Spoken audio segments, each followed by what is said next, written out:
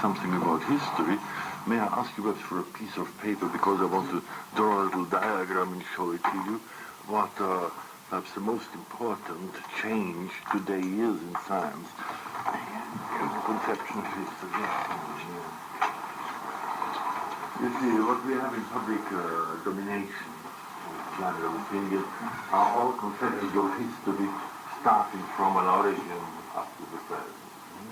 A one-line history. Take a typical example in the 19th century, Kantian conception of history. There's first a theological phase, then you get a metaphysical phase, then you get a phase of positive science. Now if you arrange them in a line, you get something like that, a line, and like that, and then you get phases on it, one following the other, and when the next comes, the older one has to come up. So now that no longer works empirically. You would have to make, if you want to make similar diagrams, something like that. You see, this would be the coordinate, and then you get, say, from beginnings, anywhere that you want to start with the Paleolithic or something like that, begin, and from that you get then branching off what I call the differentiation. One element after another becomes clear until you reach clearness about types of consciousness in Greek, in Egyptian and so on. And you can then, these branchings off represent like that. And when you then put it through a crosscut at any present point P, you get always a crosscut through everything, including the things which, according to the conventional conceptions, are obsolete. To give you an example, for instance, we're talking about the Neolithic method. There is a very good study by Mircea Eliade on the forge and the crucible, where he traces the myth of man being able to transform reality back to the metallurgical beginnings in the Neolithic age. Because metallurgy was interpreted the extraction of a pure metal from an ore, not as a pure metal extracted from an ore, but an impure substance transformed into a pure substance. So this transformation into the pure substance, that was mythified in various myths. And this metallurgical myth is a constant going through the history of mankind right to the present, where you ultimately want to transform, say, for instance, the nature of man in various revolutionary conceptions like the Marxism or the Hegelian or the Kantian and so on. So that is a Neolithic metallurgical myth that one can transform the nature of man. And such a Neolithic element, for instance, is to be found in one of the most decisive elements in what you call modern. So the modern is not a later point, but the characteristically dominant feature today in the modern is a Neolithic metallurgical myth. So I'll give you that as an example. Would you say that there's always some kind of set of structures that are dominant, or do you use that as part of your hypothesis in this kind of a structure? Which structures are the dominant at any given time? That is a purely empirical question. I found it all out also, but without knowing it is a metallurgical myth. But you find these structures, that's why I'm so much interested in Paul now, in the various apocalyptic, gnostic, alchemistic, and Neoplatonic conceptions. So it is all, say, from approximately the apocalyptic beginning of the 2nd century before Christ. The book of Daniel is about 165. From there on, you get then transformations of this metallurgical myth in the environment of the Near East, which we call the apocalyptic knowledge and so on. And they are the ones in that literary form which are today the dominant ones. And they have been all the way through in continuity in that long range of sectarian movements accompanying the main churches, and breaking them to the public level with the Reformation. What you might call underground sectarian movements, which contain these elements, and in continuity present. Gibbon saw that already with a chapter on this in Gibbon. Transhumanist has given the continuity of the archive materials that they have on it. And but it was an underground or fringe movement until the breakthrough came with the Reformation. It became an upper movement, institutionalized, in competition with the Church and Empire and all. And in that form we have it still today. And probably it is on its way out today because it is completely known, this derivation, and one also knows that it is anti-common sense and anti-reason. And when such things are discovered and ever more people know about it, then such a movement is on its way out. Which doesn't mean that it will not be dominant still for the next 100 years. But it's finished as far as the level of science and philosophy is concerned. Nobody can today responsibly be any more than ideologist. It's impossible. Because we know what it means. So your question was, which are these structures? Well, there you get as your dominant structure, say, from roughly 1500 to the year 2000, probably. Will have still going on for a while. And then, what then will come to the fore, we don't know. We have certain indications, because when the great conflicts between these various sectarian movements come, the first in the 16th century, usually I call them the wars of religion, have little to do with religion. I call them the dogmatomachis, the various types of wars between the dogmas. Then you get, say, one figure in it, like Baudin, who knows that the solution has to be, this was his suggestion, a king of France cannot belong to the Catholic or the Protestant Church, he must be a mystic. That is the only way of being beyond the fighting parties which had eight civil wars in France in the 16th century. And you have the same problem in the 20th century, when you get this dogmatomachis coming underway, as they well did in the 1920s. There is one philosopher, Henri Bergson, who, for instance, in his Discours de la morale et de la religion, has the same position as Baudin. You have to be a mystic in order to get out of that mess. So, the solution probably will be, solution in the sense what will come, will be a new wave of mysticism instead of the dogmatomachy. So I will leave it answer your question, what is just dominant and so on. And such dominant types last for a considerable time. They have empirical knowledge about it, insofar as usually periods of such a kind last empirically 250 years. Then come changes in it. So if you count, say, 1500, the beginning of the Reformation, around that time, 250 years will bring you to the middle of the 18th century, with a great incision in the middle, with the outbreak now of Enlightenment type, which has absorbed a considerable portion of Neoplatonism. And if you add 250 years to come to the end of the present century, so you have some hope that the mess will be over by that time, empirically. But there's no rule, or I cannot explain it, only if you look at periods, they run around 250 years.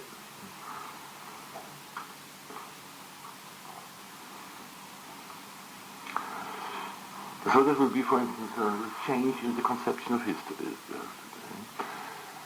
That nothing is obsolete, nothing is old, but precisely the older stuff are the ones which are supposedly modern. That explains why, because you mentioned that we do not have antiquities and oddities in antiquity, but they are interesting because they will be found presently in our public opinion.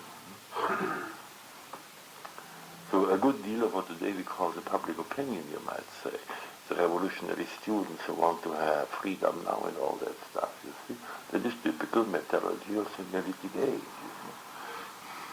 In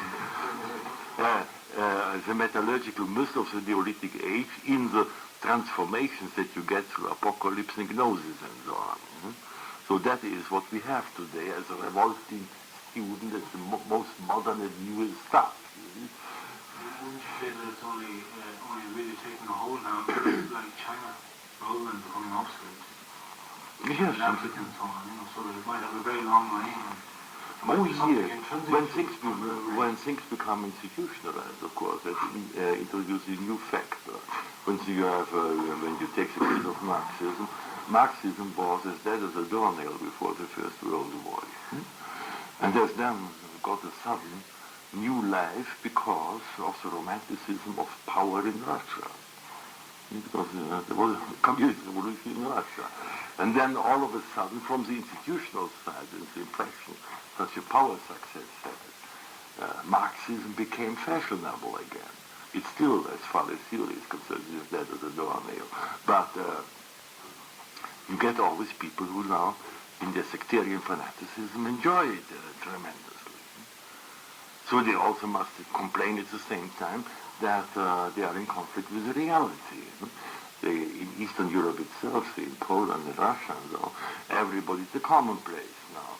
Communism as an ideology is useless because it doesn't explain the meaning of personal existence. It cannot cope with the problem of death. Everybody knows that. So you can't give lectures on communism today in Moscow. You will be laughed out of court.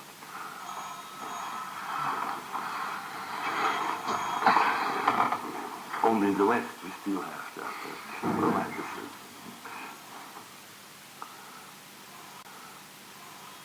Is it possible that communism is still valid in a purely political sphere? Well, I don't know what the word valid should be. Is it could it be effective towards a better organization of society? No. If you use the word communism at all, you must use it in the sense which it has received in the revolutionary context of Marx. And Marx has given an explicit definition that the transfer of the instruments of private production into the hand of the government is worse than any capitalism. So that you get worse than capitalism. The only monopoly governments today, monopoly constructions are today to be found in communist countries, not in the West. You have the theme about motivation, social motivation. I think that recalls it. So it's just social motivation. Yeah, mobilization and so on. Making people respond to kind of high ideas of order and so on, in some real kind of a mass way without kind of any kind of hysteria being in it. Now, I was wondering if you say that ideology is obsolete, as a historian with a vast perspective on history, what would you propose putting in the place of ideology as it was in the past in order to translate theory into something more concrete and motive? What do you mean by translating theory? Mediated into the concrete. What do you mean by theory? Well, we'll say kind of meaning defined in terms of system. Well, I wouldn't do such a thing. System is part of the ideology, beginning in the 17th century. Nobody had any system before that time. Yeah. After Descartes, you have to always learn the language of the system. Yeah. Well, suppose we put it some other way then. Don't put it that way. We say someone gets a new idea. Yeah. We'll say a new idea of how to run businesses or how to, we'll say, order society and so on. How do you propose, without ideological motivation, to get support for it?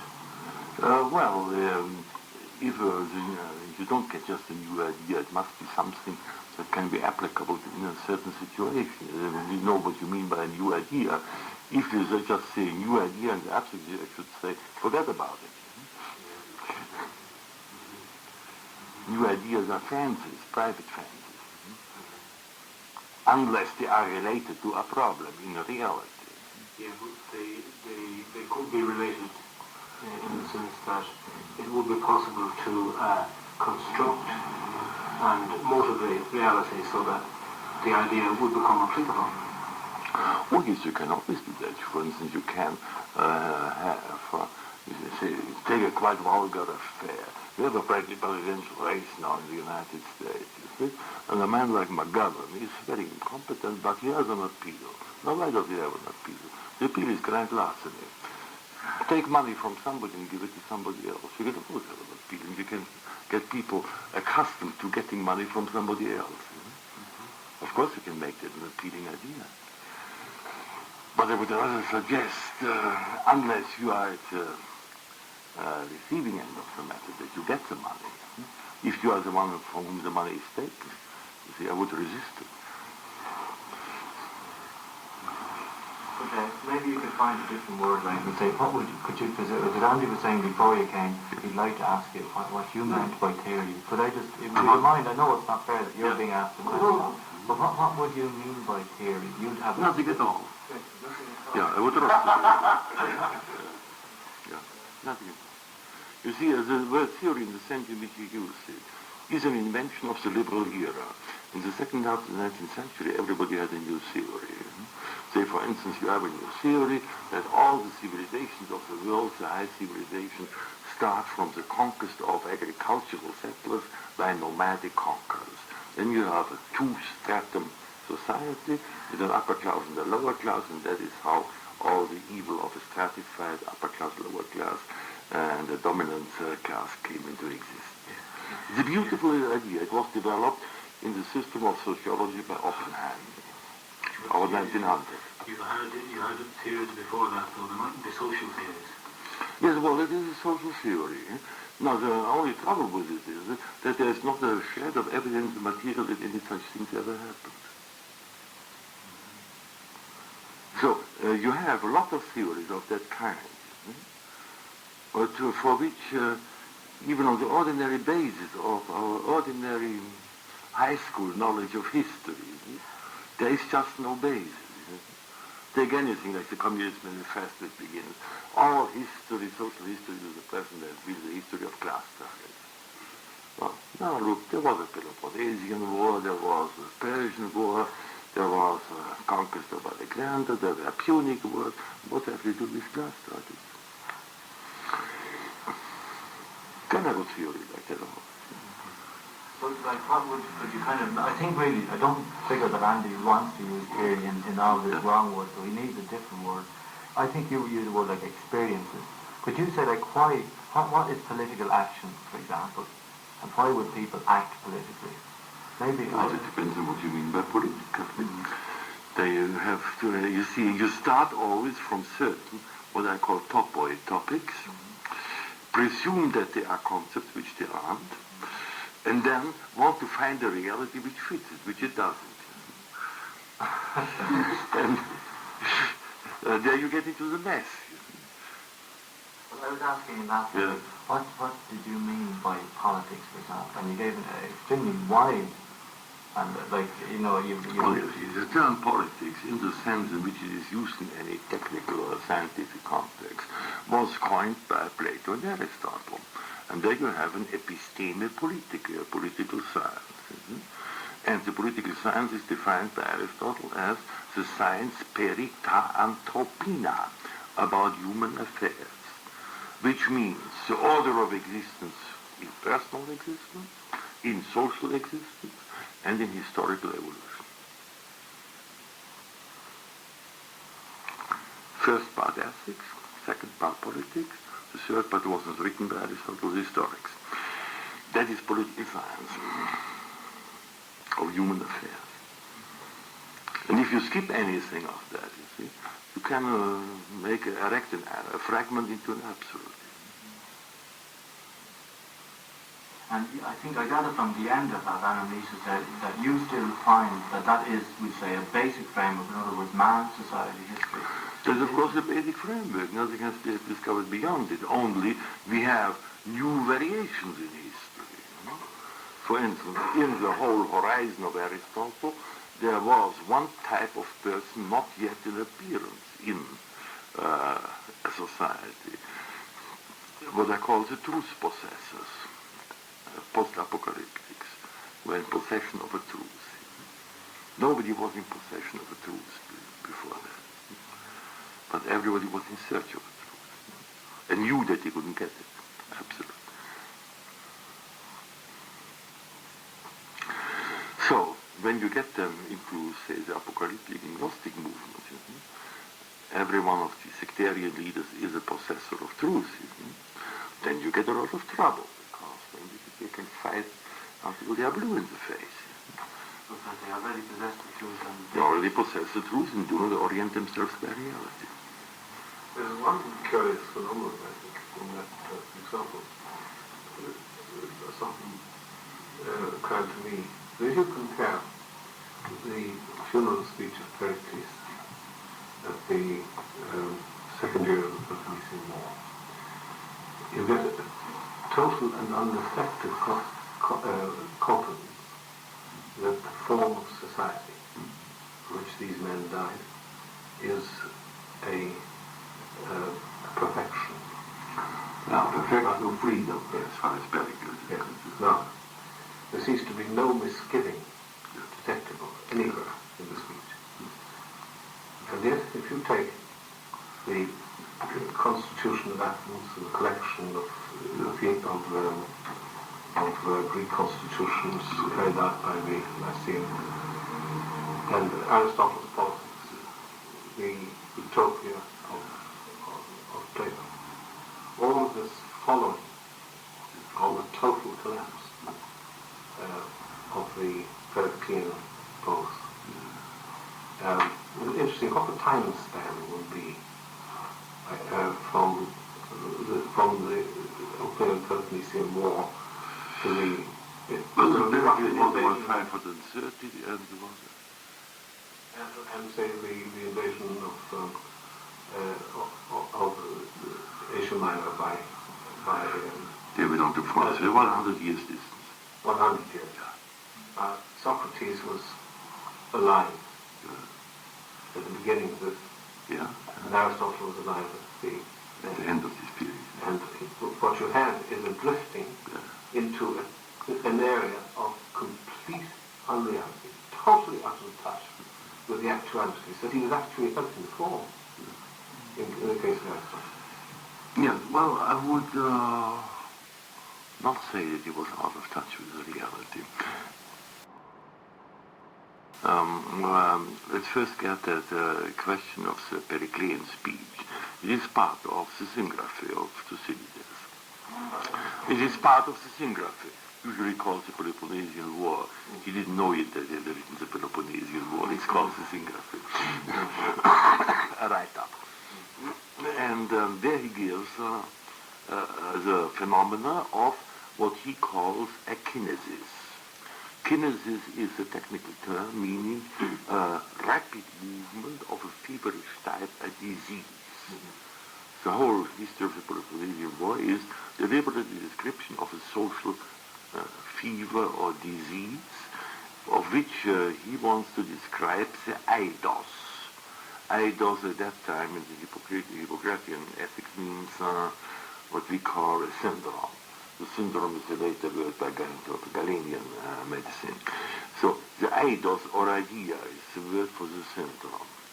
And the Platonic Aristotelian conception of idea in eidos, which we usually use without referring it back to the former meaning, is deliberately the attempt to form, if you can use the term in that connection, as a syndrome of health, as against the syndrome of the disease developed by Thucydides. So that is internal self-interpretation of Plato and Aristotle, how after the obvious disease of the society in which they are themselves living, could one give a model, a paradigm of a healthy state. Now, I wouldn't call it a utopia, you see, it's a paradigm of a healthy state based on the analysis of existential order. And in that sense, it is entirely realistic. Realistic? It is absolutely realistic, and both Plato and Aristotle, that is the important part of their political science, were perfectly clear about it, that this realistic model of health could not be made practical in society, because social processes, once they are diseased, have to run their course in the disease. And you can't repair a society simply by knowing what's better for the people. So that is a very important factor also for the interpretation of the present. You see? One can have all sorts of true conceptions about what personal order or social order should be, but that doesn't help you in the least in practical politics, because the disease will run its course. Interestingly, describe what men should spend their life in making such a structure of ideas without hope of relevance to the actual. Oh, well, they are quite explicit on that. It's the service of the gods. Because the philosopher is a servant of the gods. And he has to be the servant of the gods even if the society is going to hell. Yes. They seem to have a certain similarity to our own servants of God. But I think that you have mentioned, for example, that in fact the Platonic, while his own, we'd say, model wasn't realizable then, that it has survived as an ideal or paradigm to our time. Like it has survived while the Greek society collapsed, the Polish collapsed, we'd say. That in fact his model The actual vocabulary for existential order was developed by Plato and Aristotle and is still practically unimproved today. We still have the same vocabulary. Could you say a word on that? That's a category that occurs in the new science of politics. Yeah. I kind of didn't study it in great detail, but I had a feeling that it had a lot to do with the kind of conditions of survival of society. Well, existential conditions. the existential categories simply can enumerate them. It's a language problem. A man is in existential order if he lives in the tangent towards the divine ground of his existence. The divine ground is the arche or protearche. For that he is in search. That is his fundamental category. The philosophers search for this right order. In this search he is moved from the divine side. Kinesis, being moved. That is in kinesis as the two experiences. I am in search and I am moved to search. Or then in some Platonic mystical formulations, that the golden cord of reason that pulls, but you do not always follow the same pull, but follow another pull. By the way, that pull that held Cain is also such an existential category, is the same category as in the Gospel of St. John. And also in Aristotle, everywhere. Okay, no. You see, but here you have the language in which you describe existence. And this language is still the language which we are using today, and not very much more, because they have analyzed these problems of the pulls, of the search, of being moved, and so on, and the consequences for the organization of life in terms of virtues, of phronesis, and so on, of the philia, especially the philia as the love of God, which is the common bond in society, the homonoia. All men of the same minds, the same nous, if they are in philia towards the divine. And the homonoia is still the category in which we have to think. Say still in American sociology, for instance, I remember in the 1920s, Dewey simply used the King James Version translation of homonoia as a like-mindedness as a substance category for society. And when you were a secularist in the next room like Giddings in Columbia University, you would use then consciousness of kind. This was the same as like-mindedness or homonoia of Dewey. So these are still the categories in which we think. And they were developed there, on that occasion. And then there's this search for the divine ground of being have no relevance in modern politics. Is man bring the search for modern politics? Man is still in the same, engaged in the same search, as you can find out easily, because I make always this discovery when you talk with students. They have all these fantastic beginnings, you see. They are, you might say, left alone by the professors who should be in the university. They don't tell them anything. And then the next thing is they read the I Ching, because it's nice and romantic and Chinese and enthusiastic. They have the great wisdom of the East. When I then tell them, I Ching is all right, but you won't understand it anyway because it's much too compact and too complicated. Why don't you take it easy and read, for instance, say, the Symposium of Plato? It works. That's what they're interested in. When you believe modern politics then does not seem to incorporate this search. No, you cannot say that, you see, because modern politics is an abstraction. We have all sorts of stratifications in modern politics. We have, you might say, a mass media way of talking about politics, which is an intellectual mess. You cannot characterize it anyway. Then you have, say, the wise people, wise guys, you say, using American slang, who believe if you are pragmatically calculated, you get the right thing. That's the pragmatic level. But then you get also all these people who understand perfectly well that there is a problem of personal existence, and if you frustrate the personal existence of too many people, you get into trouble. For instance, you have, again, when I may refer to this very turmoil of the presidential election, there is now, we might say, a very solid consciousness permanently discussed in the newspapers, that there is an American people in existence which really are Christian families and so on, and they get simply disgusted when these New York intellectuals tell them what's right. But it would seem that in the modern order it should be such that you can order so that people's personal existence is not frustrated. Yes, but it is different. But is that not then the search of it? The reason for politics is to order society in that way. Yes, to order society, but in the right way. Because if you do it in the wrong way, say, by getting an idea of modernity consists in having big industries, and then you transfer that idea, which these people learn, say, in the London School of Economics, by some African boy, then he becomes a prime minister, God knows where. And then you have the big industry there, and meanwhile, the countryside is in starvation. Yeah.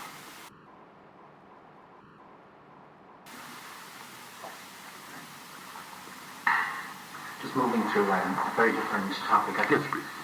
You said there that Marxism just couldn't handle the problem of death at all. Yes. This seems to indicate that you think there is a very fundamental deficiency in Marxism. Sure it is, not only in Marxism. Could you elaborate? Sure, yes. You have the problem begins in the 18th century. The best source for understanding it is that introductory lecture by Schiller on universal history, which he gave in the fall of 1789 in Vienna. That is the classic formulation, I am inventing a history now, in which the middle class of which I am a member comes out on top as the fulfillment of the meaning of history. And why am I doing that, falsifying history and so on? Because that gives me a virtual immortality being on top of history instead of the immortality which I don't believe personally. The virtual immortality. So the substitution of being on top of history as a sense of immortality instead of the lost order of existence. And that goes through from the 18th century to the present. There's a very good study by the psychologist Lifton in Yale on revolutionary immortality, where he works out that problem without knowing about the 18th century things, on the basis of the works of Mao. Here is the problem. The virtual immortality by inventing an imaginary history on which one can feel on top because one has lost the faith in personal immortality.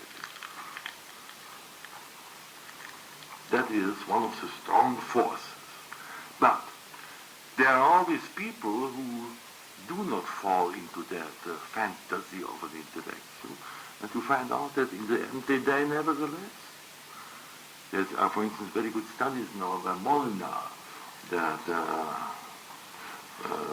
French literary historian who's living near New York, on Sartre and what's the name of the lady, Simone de Beauvoir, who are now, after a life of fake revolutionary qualities, getting old and find out that they have done nothing that's worth one in all their life. It's a mess. It's a breakdown of old age where they realize now they die. And what has become of the revolution for which they believe they have lived. They find out they haven't lived for anything. They've made a mess of their life. A very tragic situation, I'd say. So exactly the Sartre are not the kind of people for whom I have excessive pity. But it is still a tragic situation. When they find out that they have to die. Revolution or no revolution.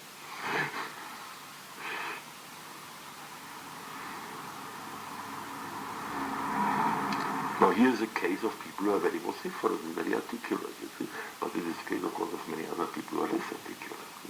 I know a lot of revolutionary intellectuals who are, say, senile before their time because they simply all of a sudden have to face death and can't do it.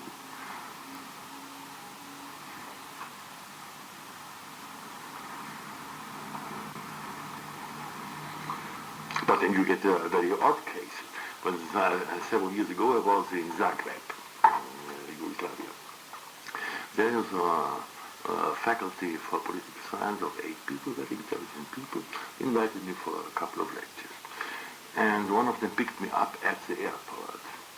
And the first thing, in order to put me into the context politics, he said, don't make any mistakes. We are not communists. Communists are Russians. We are Marxists. And that means Marx of the Paris manuscript of 1845, before the Capital.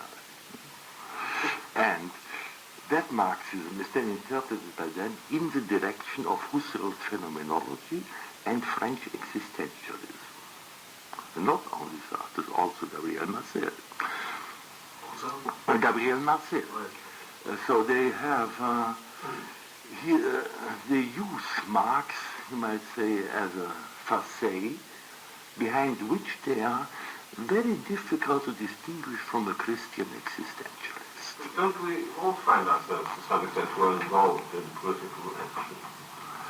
As I am, for example, here. Are you involved in political action? Yes. In the sense that I participate in a political movement in a very insignificant way. But I write on Yeah. Don't we all tend to do this on talent?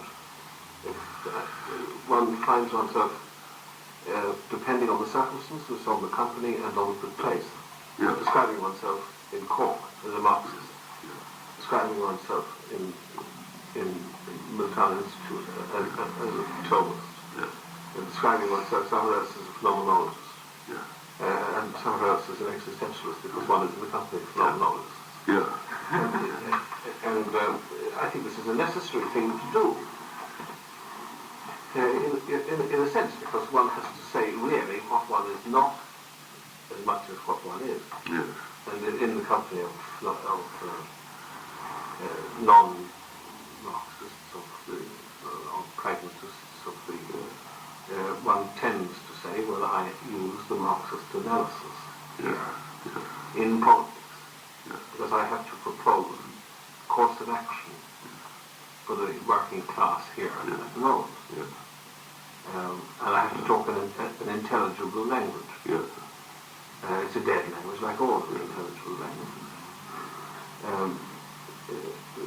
So I coming back to your example of having a grudging pity for Sartre and de Beauvoir and so on. It seems to me the tragedy of their situation was that in the beginning they faced, when Sartre was simply an existentialist, when the facticity of existence, its meaninglessness, and the necessary illusions which accompany it, he did face it. that it was absurd, that it was nauseating, if you would play, and it was meaningless. And again you had the escape into mysticism, because his revolution was a mystical leap, which you described earlier. And this was the tragedy. A leap into mysticism, and using the word mysticism in that sense, is always a tragic thing. And not merely a pleasant thing. Yeah, but you would come closer to the motivations of what we call that leap. You have spoken of the facticité de l'existence in Sartre, and then of his conception, because there is only a facticité without meaning. One is condemned to be free. This complete inversion of the meaning of freedom as a condemnation instead of a freedom. That is characteristic of this alienated situation of Sartre. This is truly tragic. Yeah. It is truly tragic. Yes, you can call it tragic, you see, but I'm not so sure it is tragic. You see, it is a state of alienation. And I'm using another term for it, because it again goes back to a type that has become predominant since the 18th century, when, you might say, the subordination into a reality in which man is in relation to God. That relation is denied, and you're in a state of alienation, and you replace what you might say called the theophany by an egophany. So if you are an egophanic, obsessed individual, like Sartre is, like since the 8th century, a good number of them, Comte or Marx or anybody of them, then you are, well, one wouldn't call that tragedy, you see, that is a libidinous obsession. I don't think a libidinous obsession is a tragedy. Tragedy requires something different. It's a pathological case. You regard philosophy as merely pathetic. Pathetic, it's pathetic, it's not tragic. Yes. Could you say maybe, I remember you have an essay on James in which you mentioned, you use a category about Henry James's awareness of being in hell. Yeah. Could you say a bit more about that? You just use that as one symbol by which one could express Henry James's implicit or explicit awareness of the situation in which he was. Is someone too warm? Maybe could I open a window or something like that? The window back here. Yeah, sure. Because I think some of the pictures Is it the state of alienation? Yes. But it is nothing new, isn't it? You get these states of alienation every time a society is in crisis. When the established institutions and their mythology are no longer believed. Then people get into a state of alienation. Sorry, I actually didn't talk too much. Yeah, please. If you take a figure like Kant, Yeah. at the height of the Enlightenment, representing again a class which is, as you described it, on top of a history that is being made. As Marx said, in the minds of the philosophers, but soon to be made on the machines of Leeds and Manchester. And produces a philosophy of highly articulated alienation, rationalized, total and abysmal alienation, where a man's speculative intellect is totally alienated from his practical intellect, where both are totally alienated from his aesthetic judgment, and where the functions of the kingdom of ends are totally alienated from reality itself.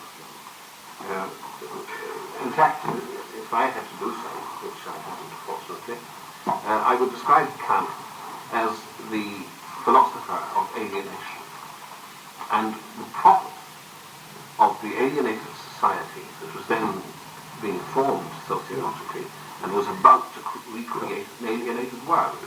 Yet it wasn't a tragic situation. No, it wasn't tragic. No, it was pathetic. But Kant was an intelligent person. He developed his philosophy of history in that thing of which I always forget the title, versucht eine Geschichte in weltbürgerlicher Absicht gegeben ist. Essay of a world history in cosmopolitan intention. And there he develops a progressivist type of ideology, understanding by progress an infinite approach to a perfectly rational society. And then he, since he's besides making these concessions to the age, he's an intelligent person with common sense, he reflects, expresses his befriending, his little shock or something like that, that apparently we have nothing to do but to be the stepping stones for future generations. And we in our turn are on a level which has been prepared by others before us. And none of us is ever in the perfection except the last generation. And that cannot be the meaning of existence for man, that is only a stepping stone for future generations. So here... That's one level, but with the other level, we recognize that man is engaged in a titanic moral struggle, in which he is by definition defeated. Yes. Because he can never do what he ought to do. Yes. Since everything that he actually does must be motivated by the ego, and everything that he ought to do ought not to be motivated. Yes, he's got an open mind towards these various problems. So obviously from the beginning of this discussion I've been driving, as I hope you now detect, I've been driving to see what your notion of the tragic situation of man is. And I would just like to ask you once again. Yes, it's a practical problem. You see, we were always talking partly about ethical problems, partly about the public legal problem. You cannot start a huge affair of education for everybody who commits crimes. It's a shortcut how to protect society, certain purposes, short of finding out all about the environmental causes, and short of healing him in some way, submitting him to therapy.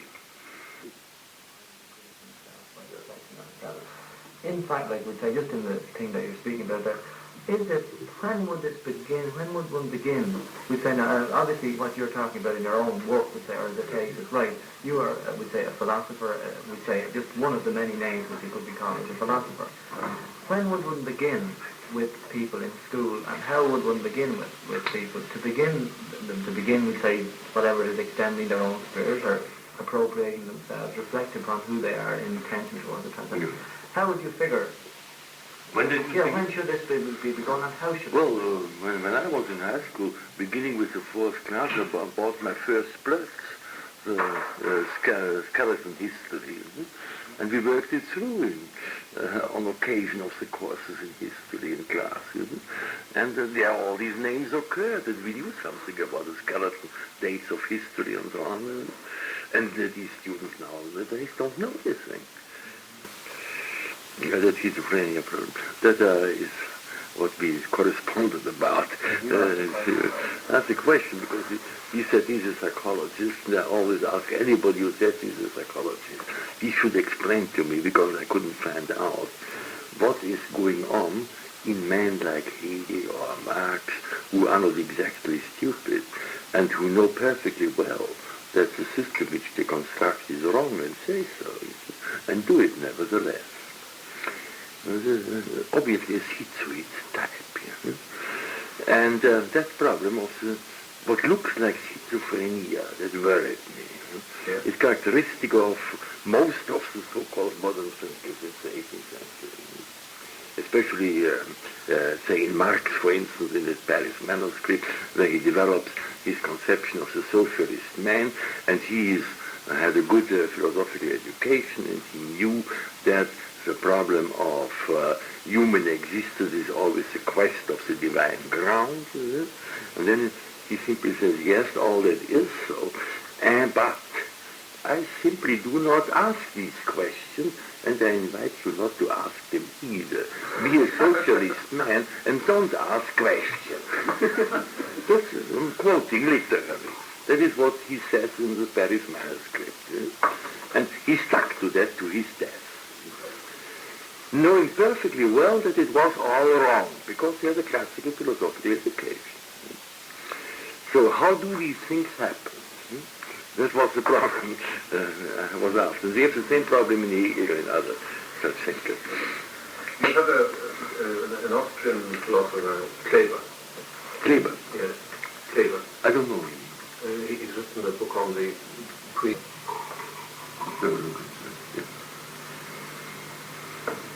But did you come to some type of articulation of this problem? And you said that you have had them. Yeah. For the modern cases, I did not think of humanities. Okay.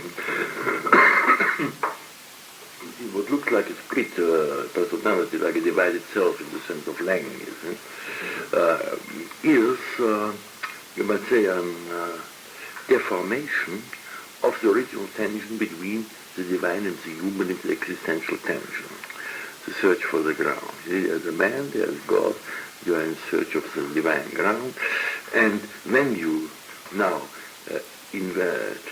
abolish that tension because you want to have nothing to do with God, the problem of the existential tension doesn't disappear, but in your intellectual production, you must be on the one hand the man who is in search, and then a second self, which gives you the answers, which no longer come from the divine ground, but from the second self which you have to invent for that purpose.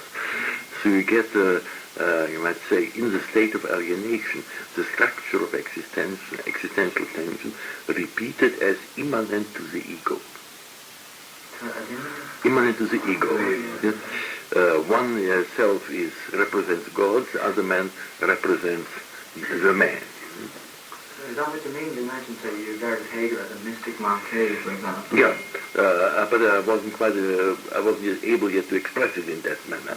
But that is, for instance, Hegel's problem. He is, on the one hand, as he describes in the preface to the Encyclopedia, the logos before the creation of the world and of man, in the sense of St. John. He's the logos. On the other hand, he's Professor Hegel, and the logos, Hegel tells Professor Hegel how to write his system. With that split. Yeah. So that is not a schizophrenia in the clinical sense, you see, but that is a peculiar deformation of the existential tension. Yes. In which both the human and the divine pole of the tension must be represented by two different selves in the ego. Is it, do you think, also present even in mythological, in the undifferentiated mythological man? I doubt it, except that you have also in early cosmological civilizations like the Egyptians, the same type of crisis that we have. And you get then already in the third millennium a crisis literature, skepticism, and elaborate literary documents expressing alienation. And this alienation analysis is couched already in the same symbols in which all alienation symbols reappear later. We live in a world as in a prison, as in a hospital from which we have to get out, in death from which we have to go into life. All of these things in the Egyptian case, I'm referring to the dialogue of suicide, which is so to be solved by suicide, because other possibilities like say Christianity were not there yet. Yeah, it's extraordinarily early one. I don't know whether you're familiar with it, of the Sumerian what shall I do today? Yeah. That is a bit later. No, it's about the same time. Same time also, third millennium. And the slave answering him, they don't consider it to be the reply that the master wants. And the master turns in each case. I will have women today. They said, oh yes, of course, have all the beautiful girls in there. And then he says, but I will not have no women. They are a cause of destruction and dissension and disappointment. And it finally ends up, what then is happening? And the slave turns around and says, to break my neck, and then break thine, that is how. So you have this alienation literature, you have it, the analysis of the situation. But the solution to construct a system in that situation was not found yet. What about, would say, the more artistic, would say, well, just in that sense of, you've mentioned the Kafka, Henry James, I think you've mentioned also Beckett. Yeah. Could you just say a word or two about those as explicitating? You mentioned that Henry James wasn't the clearest example of this, of someone who's explicitating an alienation, but obviously Beckett is an extremely clear one. Well, he did it on a much lower level of intellectual, technical perfection. He, after all, was a competent philosopher, knew his business, and he could think through a problem, even if he perverted it to perfection, you see, into perversion, you see, which was beyond the range of men like Henry James or Kafka. They just didn't have the philosophical competence to pervert the problem completely. They had to be satisfied. Were they better off as a result of that? Did they in fact I don't think they were better off. No. But that is the reason why men like he are the most instructive. Because there you can catch them all. They know what they are doing. But men like Henry James and Kafka never quite know what they are doing. You use the phrase there you've used quite a few times, the divine ground of existence. I'm just wondering, if you were to meet an analytic philosopher, a typically analytic philosopher... Political analysis. Yes, Yeah. It strikes me as the type of phrase they would immediately take exception to as being at least vague and incoherent. I wonder if you ever had a discussion or anything with these types of That requires technical elaboration.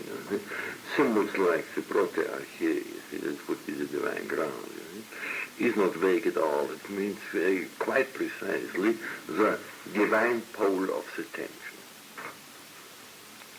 But that is it. And there's nothing vague about it. The definition as one pole of attention. The one is the human pole, the other is the divine pole.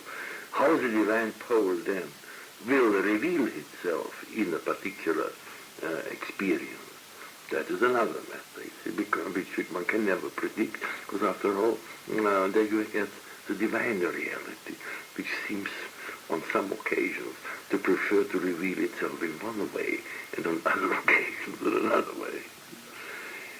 But the protearchy is a perfectly exact concept. It isn't vague. Only it has to be found gradually. You see, for instance, the term tension, which I use, is not to be found in classic philosophy. The term tension, tasis, appears for the first time after Aristotle with the Stoics. Is it not at all in Aristotle?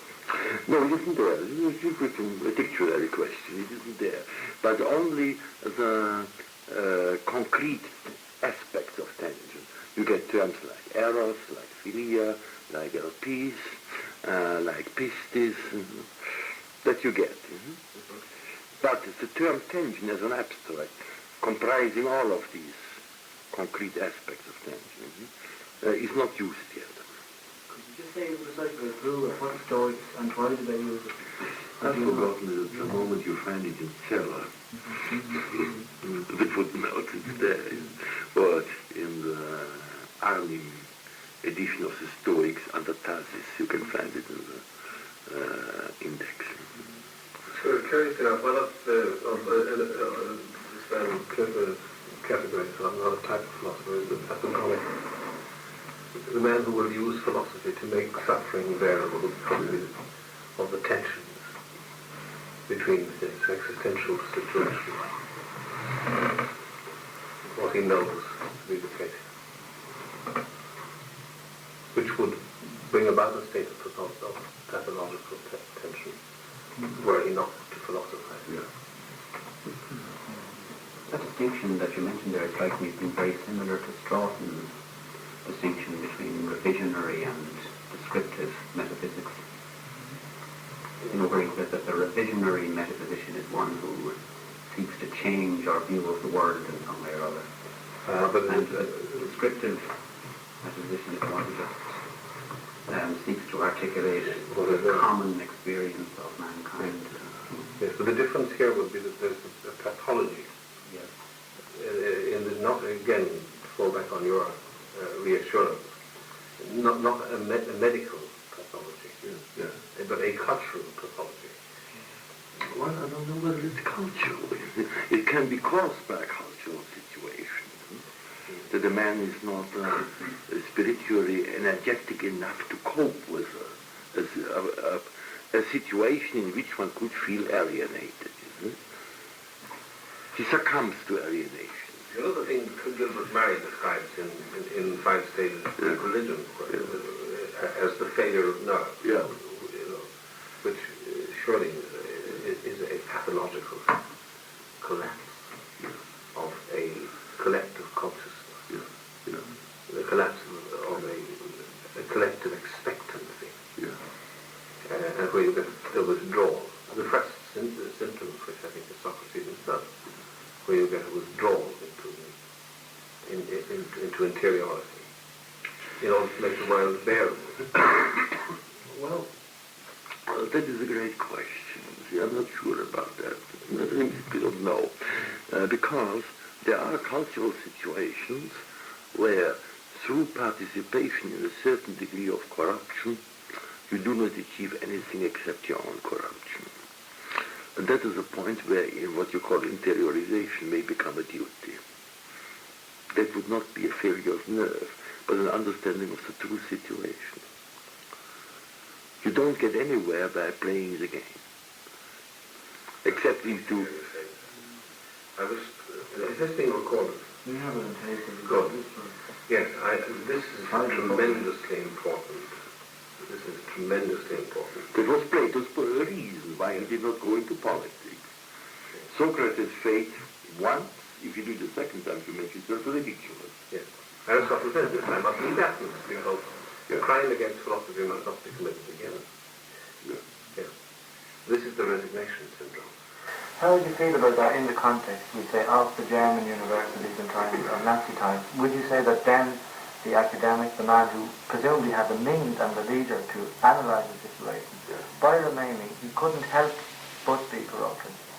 Would say, I just put to you as a question. Do you feel that this is what happened? That is what actually happened. Do you think that a man like Bonhoeffer was corrupt? Well, you see, Bonhoeffer is perhaps not the best case. You see, Bonhoeffer has become very famous because he got killed. But that doesn't elevate him to the rank of a first-rate thinker.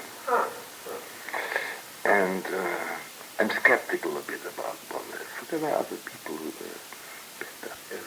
But would you share a certain suspicion that I have of people who would only read masterpieces? Who won't read minor points? It's not a criticism to say that he was not a first-rate thinker. He could have been a first-rate man. Yes, but somehow you must see where the first rate is. When there, for instance, out of that whole mess have come a number of first-rate novelists. Some of them Austrians, like Broch, The Death of Virtue.